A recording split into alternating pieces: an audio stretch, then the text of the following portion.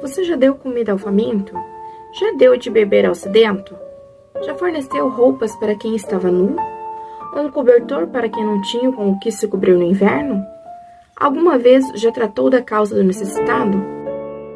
E se tudo o que fazemos para ajudar os humildes não é o suficiente e poderíamos estar fazendo mais por eles? Quem tem ouvidos que ouça. Sendo religioso ou não, possuindo alguma crença ou não, sendo conservador ou liberal, canhoto ou destro, seja você quem for, fique até o final deste vídeo, pois o que nós queremos dizer importa para toda a sociedade.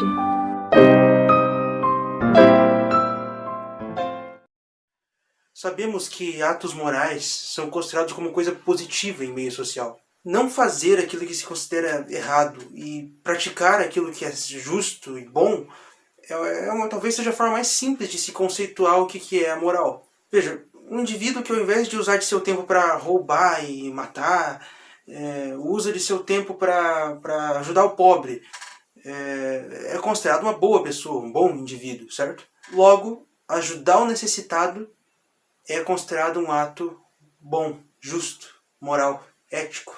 Mas por que praticar o bem? Por que ajudar o pobre? Por que se importar com um morador de rua que está passando fome nesse exato momento? Quando as pessoas não possuem razão ou significado para agir, elas simplesmente não agem. E a palavra que nós iremos tratar com mais ênfase nesse vídeo é justamente essa: significado. Qual o significado de você ter acordado hoje pela manhã? Pelo que você estuda, trabalha, luta? Qual o sentido da sua vida? Você irá descobrir que tudo que você pensa, diz e faz tem um significado. Lutamos e agimos por sonhos, projetos, sentimentos, desejos, vontade. Quanta gente estuda e trabalha porque desejam ter condições para constituir família, ou porque um dia desejam prosperar, curtir a vida, rodar o mundo. Quanta gente busca aprender conhecimento porque desejam compreender o mundo onde vivem e assim talvez até poder mudá-lo. Pessoas que lutam por ideais herdados da cultura em que estavam imersos. Já outros podem até combater o bom combate do dia a dia, isto é, trabalhar, estudar, pagar as contas, pelo simples prazer da luta. São pessoas que se sentem gratas por estarem vivas e aproveitam cada segundo. Quando estão no trabalho, vivem para o trabalho. Quando estão com a família e os amigos, vivem para curtir a família e os amigos. Mas o que acontece quando as pessoas perdem o significado da vida? Quando perdem a razão pelo que viver, pelo que levantar de manhã e ir à luta? Alguns podem continuar fazendo as coisas, cumprindo com as suas obrigações, mas sem um sabor em viver. Pessoas essas talvez até um pouco deprimidas, que vivem a monotonia do dia a dia. Mas em outros casos, alguns que perderam ou não conseguiram identificar o significado de suas vidas podem acabar indo parar nas ruas, por não terem a força necessária para enfrentar o cotidiano normal, por não haver nenhum ânimo para enfrentar os desafios. Assim, tais pessoas escolhem abrir mão do conforto de um lar, escolhem abrir mão de sua privacidade e até mesmo de sua dignidade para viver de esmolas. E isto porque o significado é o combustível para a ação humana. Sem ele, não há energia que impulsiona os motores do coração dos indivíduos. Alguns podem enxergar nesses indivíduos prostrados nas calçadas, pedindo dinheiro nos semáforos, a própria expressão do fracasso de um ser humano. Mas essas pessoas se esquecem de que o que há por trás dessas figuras ainda é um ser humano. Já outros podem vê-los simplesmente como objetos de pena, de compaixão. E assim dão comida, dão dinheiro, achando que assim vão estar ajudando essas pessoas. Mas é justamente o contrário, porque é com essa ação que os mendigos contam, para que eles possam continuar da forma como estão. Assim, dar termina por ser o mesmo que bancar e perpetuar a mendigagem dessas pessoas. Se alguém deseja realmente ajudar o pobre, precisa dar.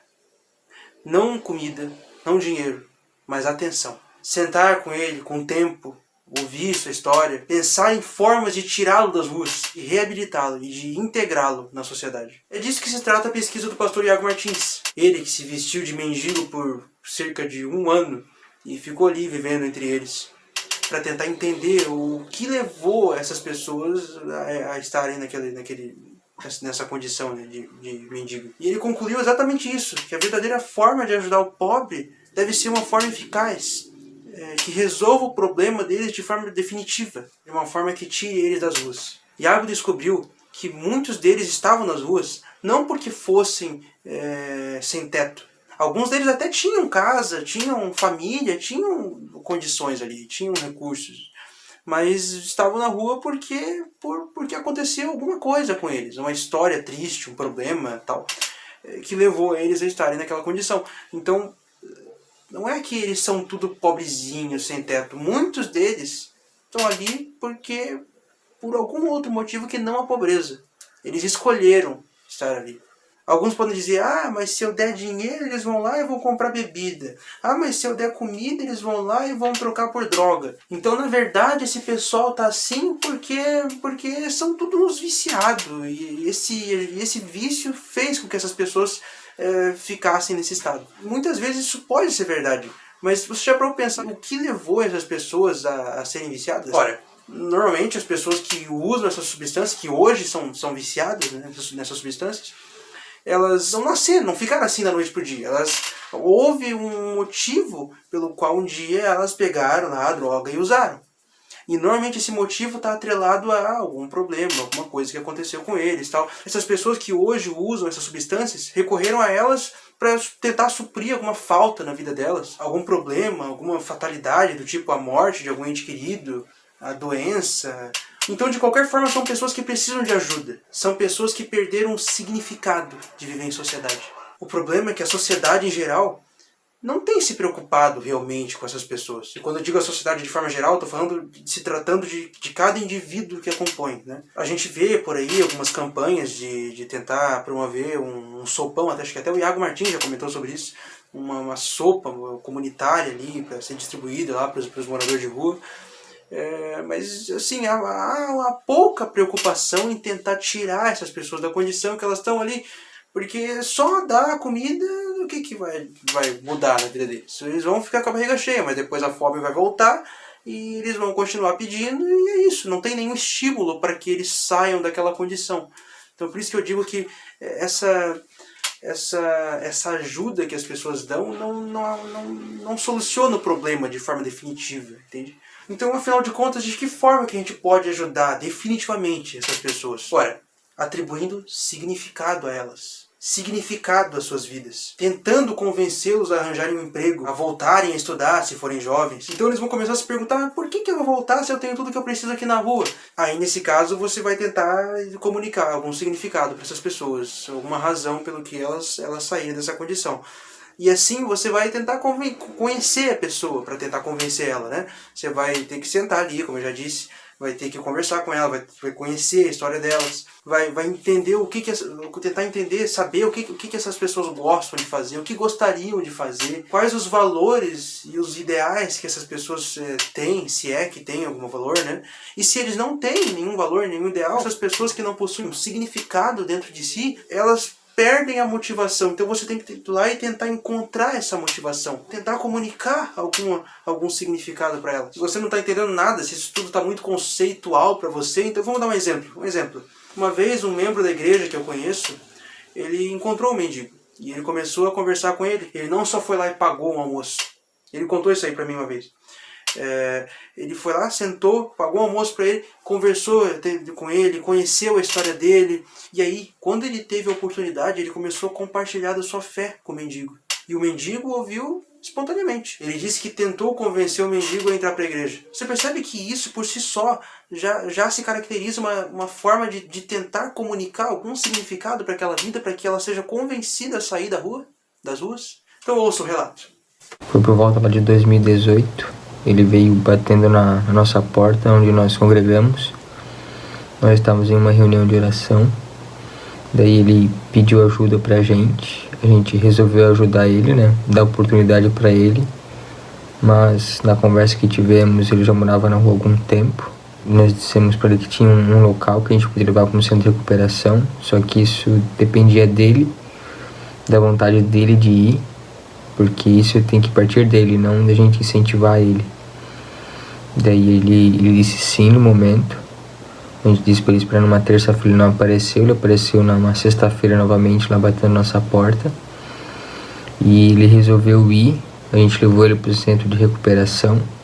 Ele passou um tempo lá, se recuperou, ele voltou de lá limpo, mas conforme o tempo foi passando, ele voltou para aquela prática novamente e hoje ele ainda continua sendo mendigo. Então a gente tentou falar para ele que só através de Deus que ele podia ser limpo, somente Deus poderia tirar ele daquela vida, mas ele quis permanecer naquela vida de mendigo. Então essa foi uma das experiências que a gente teve com ele. Teve outras também, mas eu vou contar desse jovem, que é um jovem que quis continuar com essa vida ainda, de viver como mendigo. Ele teve a oportunidade, mas não quis mudar. Conforme visto no relato, nem sempre a tentativa de reabilitação do morador de rua obterá sucesso, mas percebe-se que só a tentativa já vale mais do que simplesmente dar os recursos, pois no caso da tentativa, ela chega bem mais perto de tirar o mendigo dessa situação do que o ato de dar. É claro que para começar uma conversa com o cara não faria mal pagar um almoço a ele, mas o problema reside no fato de que muitas vezes a ajuda se resume somente em pagar o almoço. Vale lembrar que tudo o que estamos dizendo aqui não é válido somente para os moradores de rua, mas também para cada pessoa que padece necessidades. No caso de uma família que possui casa, possui os recursos que precisa para sobreviver, mas esses recursos são escassos, deverá ser identificado o porquê de eles estarem escassos. Os membros trabalham? Se não, por que não? Talvez, por algum motivo, também lhes falte significado e motivação. E se nada disso lhes falta, e somente estão em uma fase financeira ruim, do tipo a demissão do pai ou a doença de algum integrante da casa, a qual está custando muito dinheiro à família ou algo assim, então não haveria mal em somente dar uma ajuda em recursos para os necessitados. No entanto, aqueles que possuem motivação normalmente se levantam, se erguem, e se não se erguem, deve-se buscar entender o porquê de não se reerguerem. O importante é ajudar, e ajudar de uma forma assertiva, e não somente ajudar para dizer que ajudou. Então, voltando ao assunto da moralidade.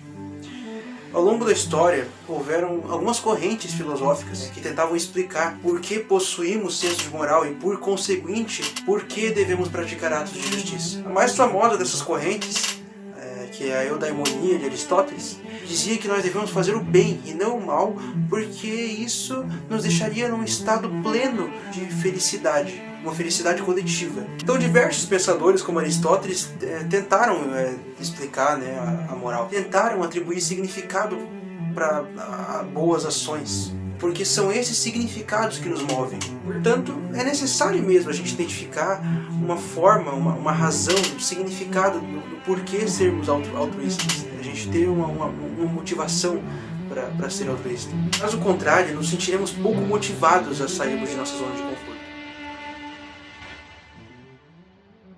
Pensando nisso, foi que em nosso projeto Pipa decidimos arrecadar recursos básicos para algumas famílias necessitadas da igreja, justamente por ser esta uma instituição que possui um significado por trás de suas ações de caridade. Além disso, considerando o que dissemos sobre as famílias pobres, nós conversamos com os membros da igreja responsáveis por organizar a arrecadação dos produtos, sobre em que condição se encontrariam as famílias a serem ajudadas.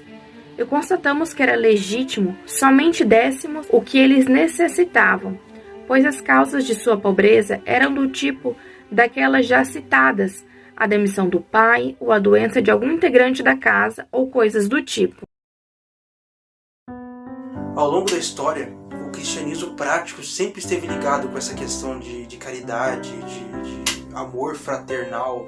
E isto porque Jesus Cristo ensinou e agiu assim. Jesus andou com pessoas pobres, curou mendigos, a doença de mendigos, e ensinou que mais bem-aventurada coisa é dar do que receber. Veja, quando alguém ajuda um pobre por ajudar, essa ação em si só não produz tanto impacto quanto alguém que ajuda o pobre porque Deus encarnado ajudou o pobre.